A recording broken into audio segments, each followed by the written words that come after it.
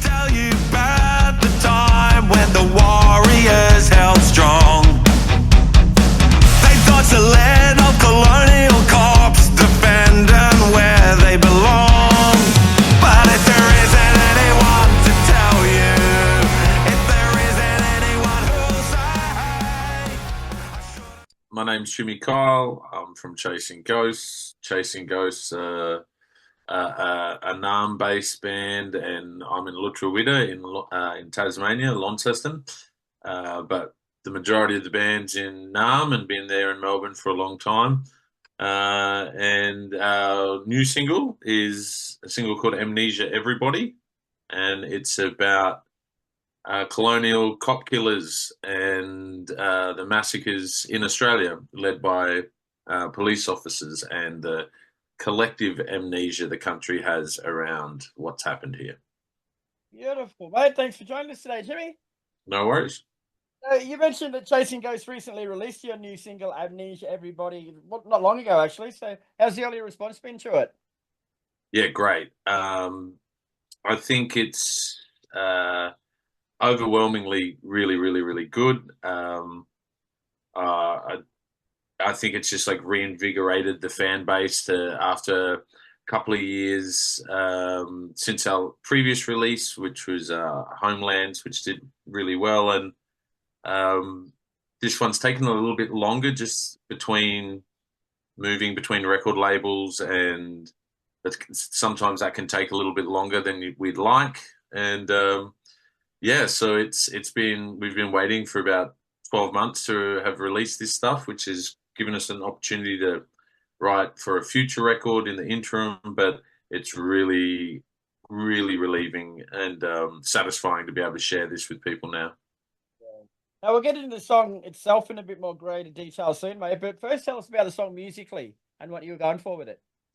I think musically, it has like a little bit of this Midnight Oil that's kind of like in my DNA from being a kid listening to Midnight Oil records. And there's just a little bit of that Hearst style drumming. Like it's sort of really driven by the drums, and it's a lot more high energy probably from previous Chasing Ghost records, and it's a lot more polished than previous Chasing Ghost records. So between the earlier material and the later material, one of the places I felt we could evolve was in bringing a really polished sound to the music. And that's not something we'd done traditionally. I'd always been someone who's interested in like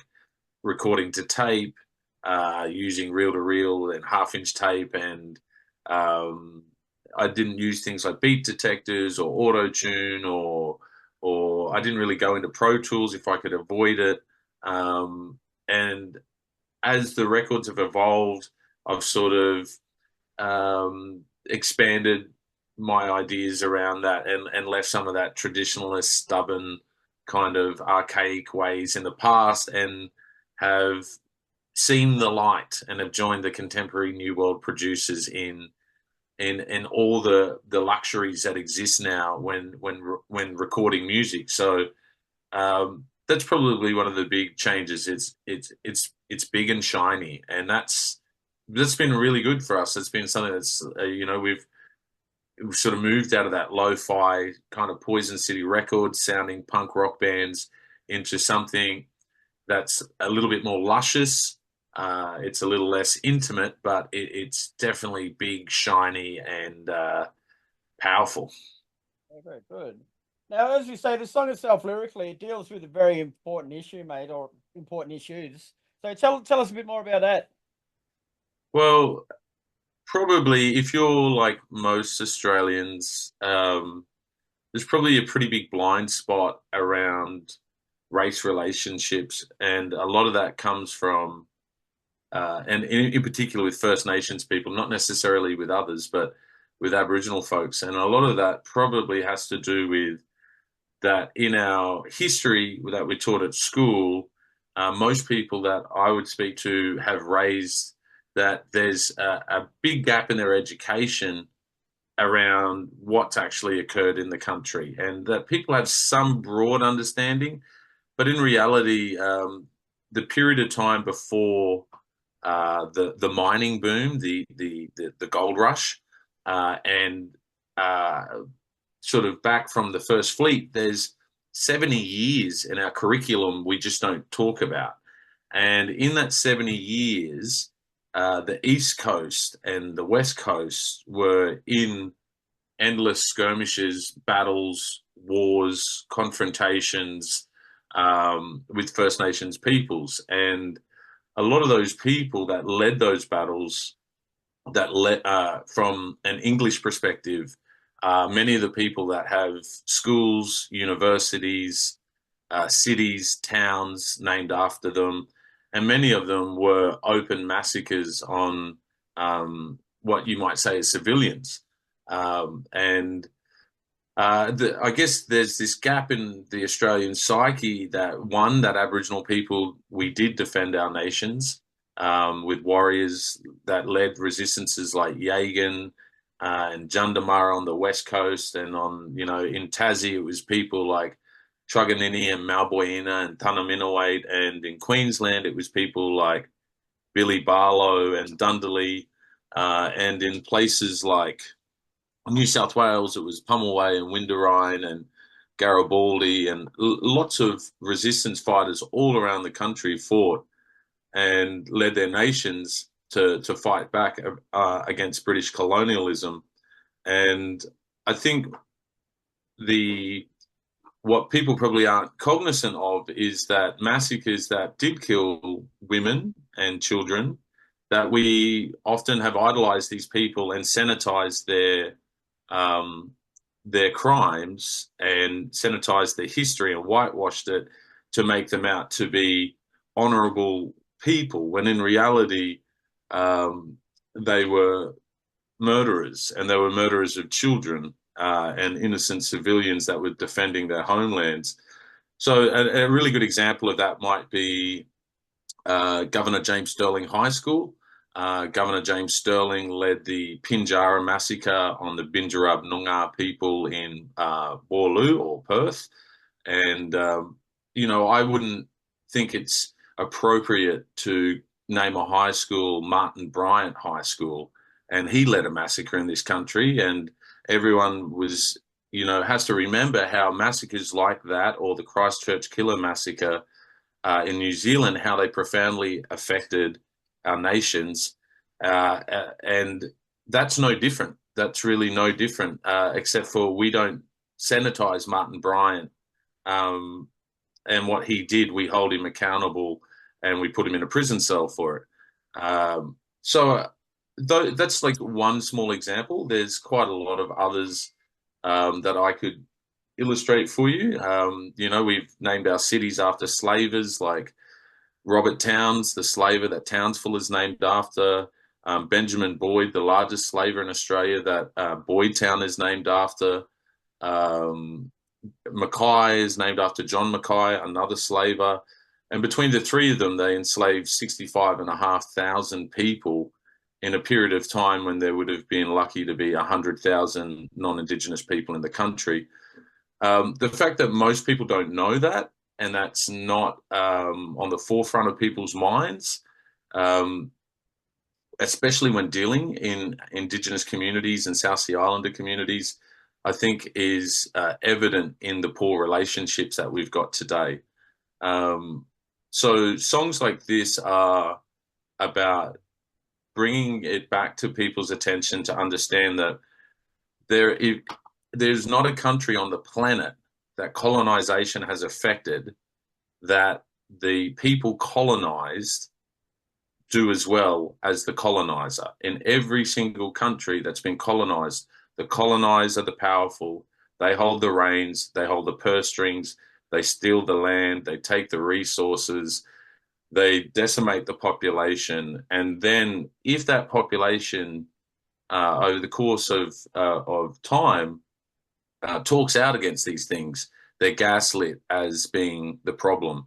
And I think most people today could see that that's the reality of Australia, that we're in an occupied country that doesn't have a treaty with its First Nations people. We're the only Commonwealth country on the planet that doesn't have a treaty with First Nations people. And we're also have the worst statistics of every country that has been colonized that doesn't have treaties with First Nations people. So this it creates a culture that one doesn't know the atrocities that have occurred on its soil. It creates a culture where victim blaming Aboriginal people for our own dispossession is common, which would be in any other circumstances probably frowned upon, where it's quite normalised in Australia to victim blame Indigenous people for our own dispossession. And that'd be like trying to, blame, say, Ukraine for Russia invading and saying, oh, well, it's might is right. And I think Australians that think of arguments like might is right or we conquered Indigenous people, which I've heard a lot of that sort of narrative, I think they have to remember that if you believe might is right and the CCP one day decides to give Australia a run for its money, they might want to remember that might is not always right. And also is at the time, we have to also understand that how would we expect First Nations people to respond to being occupied? And there's I think we can see how everyone else on the planet who's occupied, like the Palestinian people, for example, in the West Bank and in Gaza, it doesn't look like people are very grateful for the situation. It looks like people are very resistant.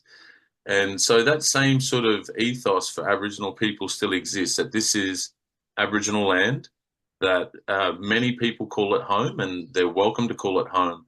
But we have to reckon with our past like mature adults and understand that, only 80 years ago, we still had massacres occurring in the Northern Territory, that 50% of the massacres were led by colonial police officers that killed unsuspecting, innocent people en masse within hundreds and hundreds of people at a time, such as the Coniston Station massacre, which was in 1928, in between World War I and World War II, and, or the Rufus River massacre of 1926 in Western Australia.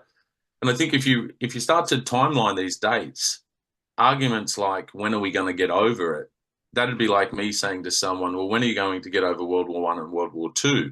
And telling that to a digger, that'd be highly offensive. It'd be that those conflicts have shaped our nation's identity, but so have these massacres shaped Aboriginal people's identity as well. It's left an indelible impact on us. And the lack of recognition, the lack of responsible, mature dialogue has declined us into, silly Facebook comments, Sky News insanity, and Rupert Murdoch brainwashing people. So it's a shame that we don't have a curriculum that can mitigate some of that irrational hyperbole that we hear in the media. And the reality is we don't have a curriculum that teaches it. And so I'm fortunate to be one of the people that do teach this subject as a content expert, as a professional in the field. And it naturally, as an Aboriginal man, it permeates some of my songwriting. And if you're a punk like I am, and I've always proudly been into punk rock and metal and hardcore and those sorts of things, is you have, your microphone is your weapon, and you have an obligation to speak up and to speak truth to power. And some people get their feathers ruffled by it, but I think it's ironic that the same people who get their feathers ruffled by it probably still sing Rage Against the Machine, Killing in the Name, and don't realize what the lyrics are about. So when you hear, lines like some of those that were enforcers are the same that burn crosses, that is Australia's policing. You'd only have to look at the most recent Northern Territory Police Commissioner that this year resigned after he was pushed out because he apologised to First Nations people for the atrocities that had occurred in only 80 years ago in the Northern Territory, the open poisoning of people, the open shooting of people. 80 years ago, I asked people to think about how old their grandparents are.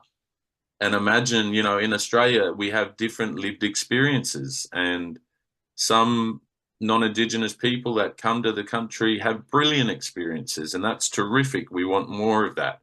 But for many First Nations people, it is in the lived memory of people. It is in the historical memory. It is in the family DNA that we know who the murderers were. We know about people like Frank Hahn, the headhunter of the Gulf and Carpentaria, who, decapitated people and sent their skulls to Europe. We know down here in Tasmania about people like William Crowther, who dug up Aboriginal people's bodies and cut them up and sent them to Europe, and 3 years later became the premier of the state. We know about the Edward Hentys that led the first massacres in Tasmania and Victoria. And of course, we named a town after him as well. And this goes on and on. These killer cops have streets named after them in Darwin and Alice Springs. They have a plethora of things that try and make them seem like decent people. But the basic tenets we have as adults that we would teach children is not to steal, not to be violent, to use your words to resolve things. But yet we hold these adults up on statues, naming high schools after them, cities after them, that we know exactly what they've done. And that's like a cognitive dissonance when we talk about Australia believing in mateship or the fair go, or that we're a country that believes you should be measured on your merit, not by the color of your skin. And it's not to make people feel guilty. They don't have to feel guilty. That's not the purpose. The purpose is to actually recognize what's occurred in the country and make some mature roads forward.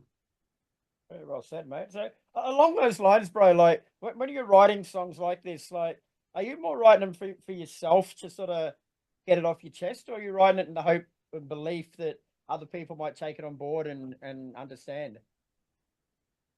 Both, maybe. Both is probably the answer. I find it really hard as a First Nations person to buy into the jingoism of Australia. I find it hard because it's built on a lot of fabrication, and I'd love to participate in some sort of sense of patriotic nationalism of some sort. I'd love to, but I can't. No, I can't as long as if we're not being honest with one another. It's an elephant in the room, and it feels disingenuous. And when I see the response to things as gracious as being welcomed to country, and now we have rednecks driving around with stickers saying, "Don't welcome me to my own country."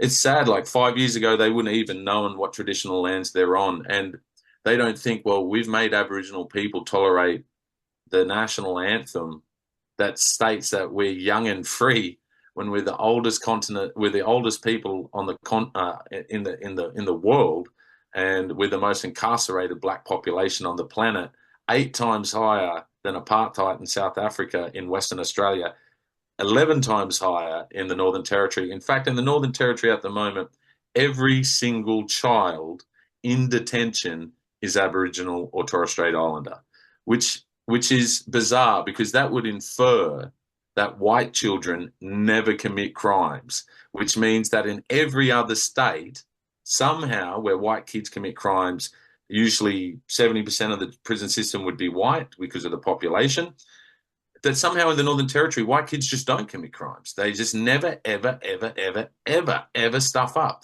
And Aboriginal kids seem to always be the ones. How can we have 100% incarceration of a group of people that make up 30% of the territory population? And the answer to that would be, well, perhaps the same people that were leading massacres and staying in power until 1967, people like Alexander Downer's grandfather, who supplied the bullets, And then you wonder how we get these legacy politicians that hold racist beliefs. So perhaps those people have left a culture in the police force where Aboriginal people are over-policed. Non-Indigenous kids are seen as kids. They're not seen as adults. And that, in the words of Mandela, that we might understand that wherever there is poverty, we will find crime. That doesn't mean people don't have personal responsibility or accountability, but instead of working with communities as partners, what we see is paternalism. We see treating Aboriginal people like we're children, giving people, telling people based on where they live or on their race, whether or not they're allowed to have a drink, which I find weird because here in Tasmania, I can go into any pub and see drunk white fellas all the time. And no one says anything about their whiteness being the issue. I can go to Melbourne and see every pub chock-a-block full of drunk white fellas. And no one brings up their whiteness as the catalyst for their alcoholism. In fact, if you're white and you drink, you're an Aussie larrikin. You're a champion. You know, we write songs about it, like going on smoko and having beers and all that vibe.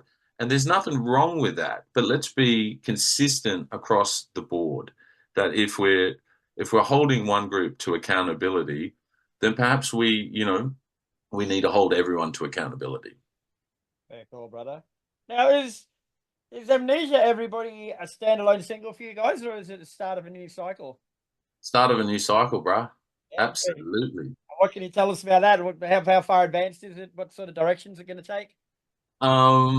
More energy, more sing-alongs, more anthems, more attitude.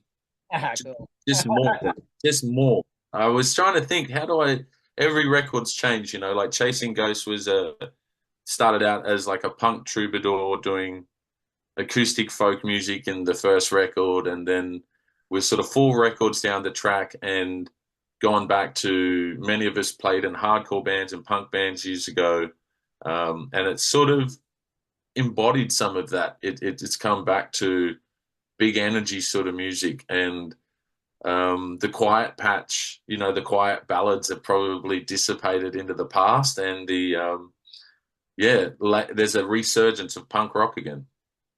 What do you put that down to, bro? Like, it's a lot of people grow and change over time in music, but the change you've described then, from the acoustic sort of stuff to the full-on punk stuff coming back, like, it's the opposite. Why is it changed? Like, what's happened with you guys to make that change? I think when I left the hardcore scene, or I thought I left, like 13 years ago, it was a real toxic kind of place. It's a lot better now, thank God. It was full of egos and skinny leg jeans. And I find it really bizarre that blokes with such skinny jeans would act like they're such tough fellas. Good point. And there's a lot of hair straighteners, I remember, and a lot of hairspray, and look, it was dope. It was a lot of good stuff too. Like, I'm not going to knock all of it. It was a lot of good stuff, but I left and I didn't like the attitude it had, and I wanted to go and write something humble, something reflective. And I borrowed my dad's guitar. I didn't even have an acoustic guitar. I didn't have a lot of self-confidence in my ability to write songs. And it was like a rebirth. And so I released that and toured it around Australia, Asia, New Zealand, eventually to Europe, and sort of paved a bit of a way forward in that folk punk space. And, there were a couple other people doing similar things at the time, and then by the time I did the second record, I did it with Andrew from Comeback Kid, Andrew Newfield. And it was like, again, it wasn't a hardcore record, even though it was a bunch of hardcore guys. It was a different type of record. It was like a rock and roll record, I guess. And then by the time the third incarnation came around, we'd started to move back towards our punk rock roots. And here we are now. And I just think I needed to express something in a different way at the time. And Chasing Ghosts has, reincarnated itself several times over, and hopefully continues to do that. I grew up on that legacy of bands that didn't release the same album 3 times in a row. That they challenged themselves to write something broader and bigger. And I don't know if I nail that, but I think it's definitely in my DNA as a songwriter. Now, you also set out on tour to promote the single next month, starting in Brisbane on October 10th. Then you hit Sydney and Melbourne over consecutive nights. So what can people expect from Chasing Ghosts on those shows? A lot of fun. I'm going to let the music do the talking. I think, I've done some sort of spoken word acoustic solo shows that have been really fun in the past. This will be time to have a drink, time to bring your mates, time to have a sing along, and bang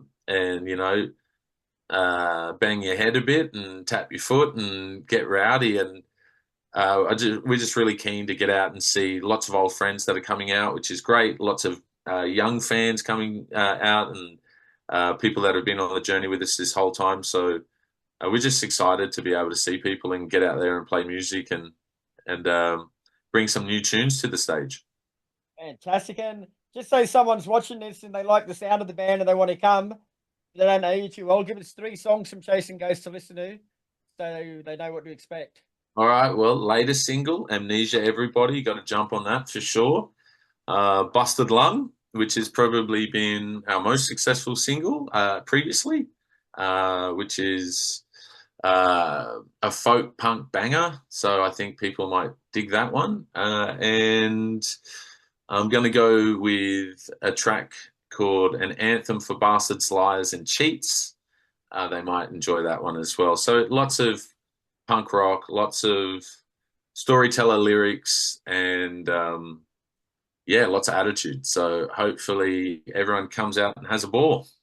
Fantastic, Jimmy. Well, thanks very much for your time, mate. It's been an absolute pleasure speaking with you. Amnesia, everybody, is out now. The tour is in Brisbane, October 10th, Sydney, October 11th, Melbourne, October 12th. So get along and support the boys. Thanks, Chris. Cheers. Let me tell you about the time when the warriors held strong. They dodged the land.